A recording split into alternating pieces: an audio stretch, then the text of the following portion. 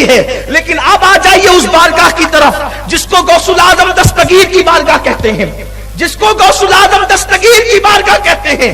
غوث پاک کی بارگاہ میں ایک شخص آتے ہیں اور آنے کے بعد کہتے ہیں یا غوث الثقلین مجھے بیٹا نہیں ہے اور مجھے بیٹا چاہیے۔ میرے غوث نے فرمایا تیری قسمت میں نہیں ہے، تیری قسمت میں نہیں ہے۔ اس نے کہا حضور اگر قسمت میں ہوتا تو آپ کے پاس کیوں آتا؟ مانگنے والے تو ایسے ہی آتے ہیں نا، اور جو ایسے مانگتے ہیں انہی کو ملتا ہے، جو ایسے مانگتے ہیں انہی کو ملتا ہے۔ اس لیے کہ عقل عیار ہے 100 بھیس بدل لیتی ہے۔ عقل کی طرف مت جائیے، عقل کے گھوڑے مت دوڑائیے، عشق کی طرف آئیے، عشق کی طرف آئیے۔ اس لیے کہ عشق کھینچ کر منزل پر پہنچاتا ہے۔ عشق وہ ہے جو منصور بناتا ہے، عشق وہ ہے جو سرمست بناتا ہے، عشق وہ ہے جو بارگاہ جنیدی تک لے جاتا ہے، عشق وہ ہے جو صابر کلیر بنا دیتا ہے، عشق وہ ہے جو عبد القادر جیلانی کو غوث العظم دستگیر بنا دیتا ہے۔ ہاں یہ عشق کی بات ہے، اہل عشق کی شان ہی جدا ہے۔ عشق وہاں لے جاتا ہے جہاں پر بڑے بڑوں کے بازو تھک جاتے ہیں۔ اللہ اکبر۔ تو آنے والے نے کہا اگر قسمت میں ہوتا تو آپ کے پاس کیوں آتا، تقدیر میں ہوتا تو یوں ہی مل جاتا، اور اولیاء اللہ تقدیر پڑھتے ہیں۔ آنے والا کہتا ہے غوث العظم دستگیر سے سرکار قسمت میں ہوتا تو آپ کے پاس کیوں آتا؟ غوث پاک نے کہا اچھا ٹھیک ہے، میری پشت میں ایک بچہ ہے، میں چاہتا ہوں کہ وہ تجھے دے دوں، دعا کرتا ہوں اللہ وہ تجھے دے دے، بیٹا میرا ہوگا اور تیرے صلب سے پیدا ہوگا۔ ٹھیک ہے میں نے تجھے دیا، لے جا۔ دعا کر دی اللہ جو میرے حصے کا اس کو دے دے۔ پھر وہ بچہ پیدا ہوا، اسی کو دنیا شیخ محی الدین ابن عربی کہتی ہے۔ یہ شیخ محی الدین ابن عربی کون ہے؟ جن کو سید المکاشفین کہا جاتا ہے۔ کیا مطلب سید المکاشفین کا؟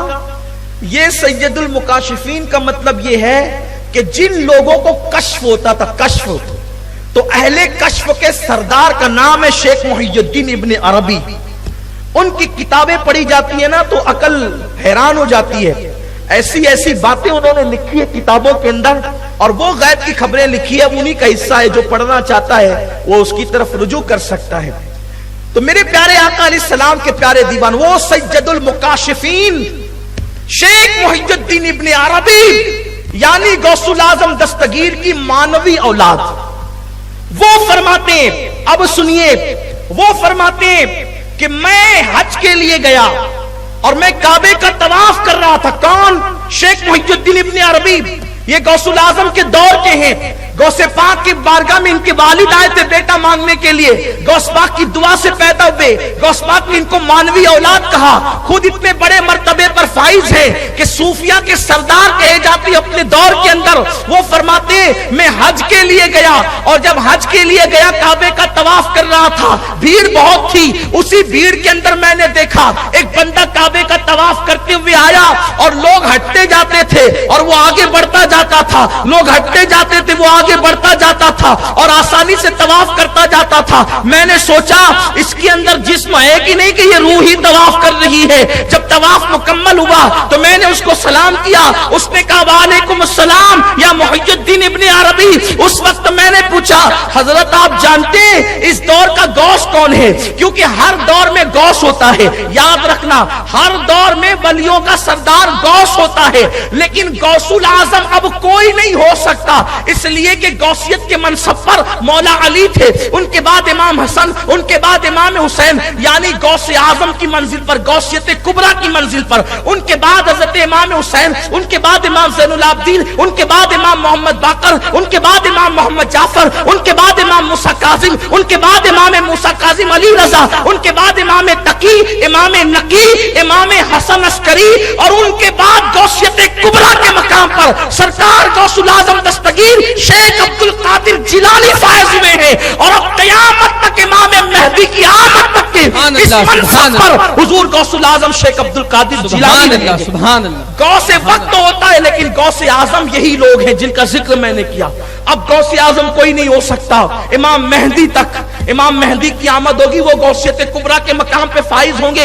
یہ صوفیہ کا نظریہ ہے، لیکن غوث کوئی ہوتا ہے زمانے کا غوث، اور جتنے زمانے کے غوث ہوتے ہیں وہ صرف سادات میں ہوتے ہیں، حضور کی اولاد میں ہوتے ہیں۔ بہت سارے لوگوں کا نظریہ یہی ہے کہ جو غوث ہوتا ہے وہ خاندان رسول میں صرف ہوتا ہے۔ بعض لوگوں نے اس کے علاوہ بھی تحقیق کی ہے، میں کسی کی تحقیق کا منکر نہیں، لیکن بات جو کہہ رہا ہوں اپنے ذوق کی وہ یہ ہے۔ تو اس وقت شیخ محی الدین ابن عربی نے جو کعبے کا طواف جلدی جلدی کر رہا تھا اور لوگ ہٹتے جاتے تھے، ان سے پوچھا حضرت غوث کون اس زمانے کا معلوم ہے آپ کو؟ تو اس نے کہا کہ ہاں معلوم ہے۔ فرمایا اس زمانے کا غوث میں ہوں۔ وہ جو جلدی جلدی طواف کر رہے تھے نا، شیخ محی الدین ابن عربی کے پوچھنے میں کہا اس وقت کا غوث میں ہوں، اور میرے بعد جو غوث ہوگا وہ جلال الدین ہوگا۔ شیخ محی الدین ابن عربی سے کہا ابھی تو میں غوث ہوں، میرے بعد جو غوث ہوگا وہ جلال الدین ہوگا، اور اس کے بعد جو غوث آئے گا وہ سید محمد اشرف جہانگیر ہوگا۔ ابھی پیدا بھی نہیں ہوئے غوث حضرت مخدوم اشرف جہانگیر سمنانی، یعنی غوث وقت، اسی لیے دنیا ان کو غوث العالم کے لقب سے جانتی اور پہچانتی ہے۔ میرے پیارے آقا صلی اللہ علیہ وسلم کے پیارے دیوانوں،